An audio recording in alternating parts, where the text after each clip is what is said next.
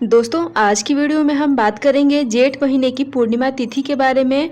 और जो जेठ महीने की पूर्णिमा तिथि होती है उसे जो है वट पूर्णिमा भी कहा जाता है। जैसे कि जेठ के महीने में हम जो वट सावित्री की पूजा करते हैं वो कई सारे लोग जो है वो अमावस्या तिथि के दिन करते हैं और कई सारे लोग जो है वो पूर्णिमा तिथि के दिन करते हैं। तो आज की वीडियो में हम जानेंगे वट पूर्णिमा के बारे में कि इस दिन किस तरह से पूजा पाठ करें, क्या करें, और पीरियड का बाल धो के पूजा कर सकते हैं या फिर नहीं कर सकते हैं।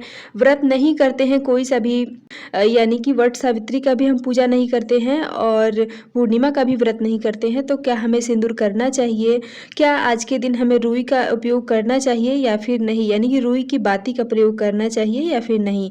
तो इन्हीं सारी महत्वपूर्ण बातों को जानेंगे इस वीडियो में। तो चलिए दोस्तों बिना देरी किए वीडियो को शुरू करते हैं। और दोस्तों वीडियो शुरू करने से पहले मैं आपको बता दूं कि अगर आपको वट पूर्णिमा से संबंधित किसी भी चीज़ की जानकारी चाहिए तो वीडियो ऑलरेडी अपलोड है और पूजा का तरीका सेम होता है और सिर्फ डेट अलग होता है, मतलब कि तिथि अलग होती है। वो अमावस्या तिथि में की जाती है और ये जो है वट पूर्णिमा के दिन किया जाता है, ठीक है।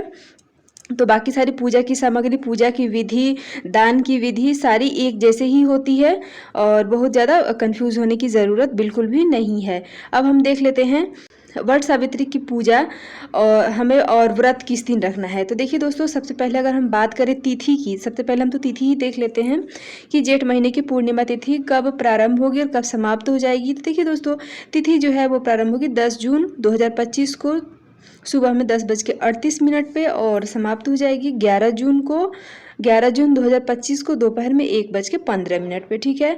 जैसे कि हमने अमावस्या तिथि में देखा था कि अमावस्या की तिथि यानी कि जो वट सावित्री की तिथि थी, यानी कि अमावस्या तिथि जो है वो भी लगभग दोपहर में ही लगी थी और ये भी दोपहर में ही लगी है, ठीक है।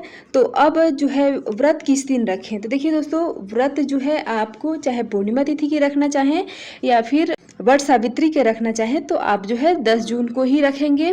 10 जून 2025 दिन होगा मंगलवार, ठीक है। तो इसी दिन आप व्रत रखेंगे। अब बात आती है कि अगर हम 10 तारीख को व्रत रखते हैं तो फिर हम पूजा कब करें। तिथि क्या शुरू होने से पहले हम पूजा कर सकते हैं या फिर तिथि जैसे कि जब शुरू होगी तभी हम पूजा करेंगे। तो देखिए तिथि जो है वो सुबह में 11:38 से लग रही है। तो देखिए आप अपने हिसाब से देख लीजिए कि क्योंकि 11 बजे के पहले यानी कि पूजा करने से पहले आप कुछ भी खाएंगी नहीं, यानी कि कुछ भी पिएंगी भी नहीं, ठीक है। तो ऐसे में आपका शरीर अगर आपका साथ देता है तो जी बिल्कुल आप तिथि जो है प्रारंभ होने का, तिथि शुरू होने का इंतज़ार कर सकते हैं और तभी पूजा पाठ करें, ठीक है। और लेकिन अगर आपका शरीर साथ नहीं देता है तो आप जो है सुबह में से भी पूजा कर सकते हैं। 6 बजे 7 बजे या मतलब 11 बजे के पहले भी आप पूजा कर सकते हैं, ठीक है। तो आप जो है व्रत जो है वो 10 जून को रखेंगे और स्नान दान की जो पूर्णिमा है वो हो जाएगी 11 जून को, ठीक है। तो आप 11 जून को सुबह सवेरे स्नान करके और आपको जो भी चीज़ें दान करना है, क्योंकि इतना बड़ा व्रत करते हैं तो दान करना ज़रूरी होता है, तो हमें दान जो है 11 जून को करना है, ठीक है।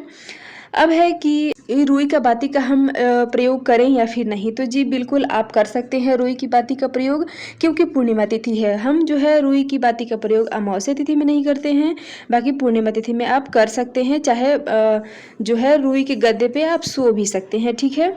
अब है कि अमावस्या तिथि के जो दिन जो हम वट सावित्री की पूजा करते हैं वो छूट गया है पीरियड के कारण, तो उसे क्या हम पूर्णिमा तिथि के दिन कर सकते हैं। तो देखिए ये जो है इस तरह से नहीं किया जाता है। जो व्रत जिस तिथि में किया जाता है उसी तिथि में करना चाहिए, ठीक है। अगर आपके घर में जैसे कि वट सावित्री की पूजा जो है अमावस्या तिथि के दिन होती है तो आपको अमावस्या तिथि के दिन ही करना चाहिए, ठीक है।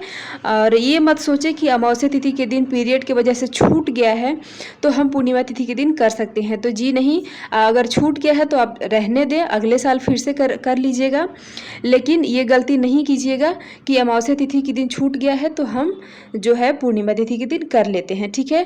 लेकिन घर में यही नियम है कि पूर्णिमा तिथि के दिन ही किया जाता है, तो बिल्कुल आप कर सकते हैं पूर्णिमा तिथि के दिन, क्योंकि अधिकतर लोग जो है पूर्णिमा तिथि के दिन भी वट सावित्री की पूजा करते हैं, ठीक है। अब है कि हमें क्या बाल धो के स्नान करना चाहिए या फिर नहीं। तो देखिए दोस्तों, पूर्णिमा तिथि के दिन तो वैसे सुहागिन महिलाओं को बाल धो के स्नान नहीं करना चाहिए, लेकिन अगर आप जो है जैसे कि काफ़ी गर्मी है तो ऐसे सिचुएशन में आप जो है तिथि शुरू होने से से पहले बाल को धो के स्नान कर सकते हैं और फिर पूजा पाठ कर सकते हैं, ठीक है। और अब है कि क्या हम पीरियड का बाल धो सकते हैं मंगलवार के दिन, क्योंकि हमें व्रत करना है, हमारा जो है वो 5 दिन या 7 दिन हो गया है, तो क्या हम पीरियड का बाल मंगलवार के दिन धो के फिर पूजा कर सकते हैं?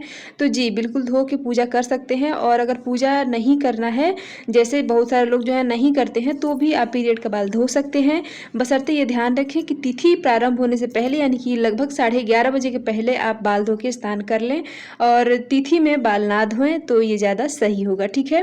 और है कि व्रत है तो क्या हमें सिंदूर करना चाहिए, या फिर व्रत नहीं है तो क्या हमें सिंदूर करना चाहिए पूर्णिमा के दिन? तो देखिए दोस्तों, व्रत है अगर तो आप पीला सिंदूर, सिंदूरा से सिंदूर या जिस तरह का भी सिंदूर आप करना चाहते हैं कर सकते हैं, नाक से कर सकते हैं और पूजा पाठ में भी यूज़ कर सकते हैं, पीला वाला सिंदूर भी और लाल वाला भी, ठीक है। लेकिन अगर आप पूजा नहीं करती हैं तो आप पीला सिंदूर अवॉइड करें, क्योंकि जो लोग व्रत करते हैं वो लोग व्रत के हिसाब से करते हैं। लेकिन अगर आप किसी भी तरह का व्रत नहीं करती हैं तो पूर्णिमा तिथि के दिन आप जो है पीला सिंदूर जो है वो मतलब अवॉइड करें, ना लगाएं, ठीक है। तो ये क्लियर हो गया कि अगर व्रत करते हैं तो हमें क्या सिंदूर लगाना चाहिए, और अगर नहीं करते हैं तो क्या हमें पीला सिंदूर करना चाहिए या फिर नहीं, ठीक है। और बाकी पूजा विधि तो सेम ही होती है, और जिस तरह से वट सावित्री की पूजा हम अमावस्या तिथि के दिन करते हैं, उसी तरह से हम पूर्णिमा तिथि के दिन भी हम करते हैं, ठीक है। और आप अपने जो है दान की चीज़ें, सुहाग वाली चीज़ें जो है आप एक दिन पहले ही तैयारी करके खरीद के रख सकती हैं और अपना पूजा पाठ कर सकते हैं। तो आशा करती हूँ कि ये जानकारी आपको अच्छी लगी होगी, वट पूर्णिमा से संबंधित जानकारी आपको अच्छी लगी होगी। वीडियो पसंद आया हो तो लाइक करें और साथ ही चैनल को भी सब्सक्राइब कर सकते हैं। और दोस्तों, मिलते हुए इसी तरह से एक और नए वीडियो के साथ, तब तक के लिए हर हर महादेव।